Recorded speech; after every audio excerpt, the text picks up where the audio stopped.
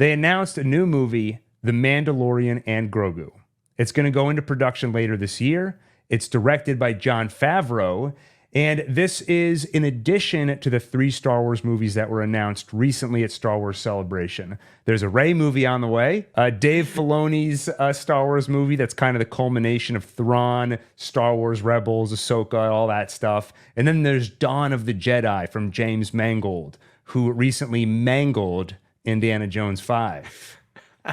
And by the way, if you need more reason to be excited for Dawn of the Jedi, it seems to be taken from a concept that Benioff and Weiss came up with. When they left Game of Thrones, it seemed part of the reason was that they wanted to develop a Star Wars movie. And the idea was going to be go back to the first Jedi. And then they were annoyed when Rian Johnson's movie was called The Last Jedi. They're like, well, we can't call it The First Jedi now. You already took the title format. But now it actually James does Mangold, sound really cool, though.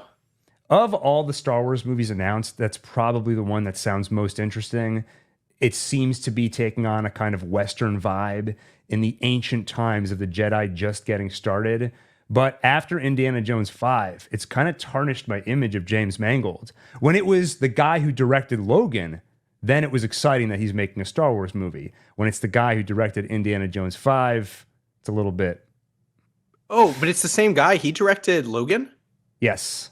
Then he's clearly capable of good stuff.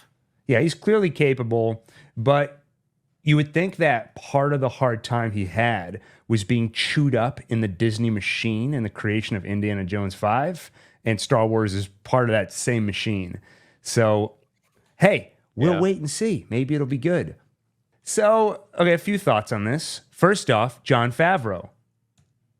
He made Iron Man. And he's the guy who cast Robert Downey Jr. An argument could be made that a lot of the MCU being as great as it once was is thanks to Jon Favreau. On the other hand, he also made The Mandalorian. And he was in Swingers. Yeah, he was great in Swingers, one of my favorite comedies. So like you, I enjoyed The Mandalorian when it first started. And then when it became more episodic, starting with episode 2 or 3, I think. I don't have a problem with episodic stories in principle, but I think it's a challenge, and I don't think they pulled it off. In the span of a 20 to 30-minute episode, you have to get us invested in new characters, some new story, and bring it to a satisfying conclusion. I don't think they ever did that, at least not for me, with a few exceptions here and there. There are times where it feels very much like a children's show, the kind of thing you'd see on a Saturday morning cartoon, which is fine if you want to make a children's show, but it didn't feel that way in episode 1. Episode 1 felt like a fun throwback that I enjoyed. But over time, I stopped watching. Viewership was down for season 3, so I know I'm not the only one. But I bet a lot of people feel like I do, which is if you're making a movie, by its nature, that's probably not going to be episodic. They can raise the stakes a little bit and take their time to tell a satisfying story. So personally, I think a lot of people who left the series might raise an eyebrow and consider coming back for a movie. Yeah, I have more faith in a movie than in the show. It's such an odd choice that they decided to make the show like a serial format, especially a show where your main character is wearing a mask. Not a serial format. Serials when it's all connected. Oh, sorry. What's the term for non-episodic? When your main character is already wearing a mask and barely speaks. It's like how you need some narrative arc, right? To like make you want to keep watching. Like, yeah, I was so uninterested immediately when I realized it was going to be episodic. Yeah, and so many of the episodes felt so generic. I'll never forget the prison episode, which I don't remember which came first. The Rick and Morty episode? The heist. The heist episode. There was a Rick and Morty episode which parodied that whole format. You son of a bitch, I'm in. Saying that over and over again. Everybody hates the main character for some past thing that you learn about later on. And every single character in that episode felt like such a cliche. That was the one where, before ChatGPT was even a thing, I was like, this feels like it was written by AI, just copying and pasting every familiar element you've seen and slapping them together, which is a very common criticism people use now. But I said it back when it wasn't a popular thing to say. And one other thing I'll say that worries me a little bit is there were rumors for a while when season 4 was in development that it was going to be turned into a movie. This would seemingly confirm those rumors, but I hope it's not entirely accurate to say they're taking a season and turning it into a movie. Because if you just take a season of the show and truncate it down to a movie, that sounds awful. But the fact that it's going into development so soon means they must be ahead of schedule. And it feels like they're sitting there with 8 scripts for a season 4, and they're like, we can easily just throw these into ChatGPT and say, can you summarize this in a 2-hour format?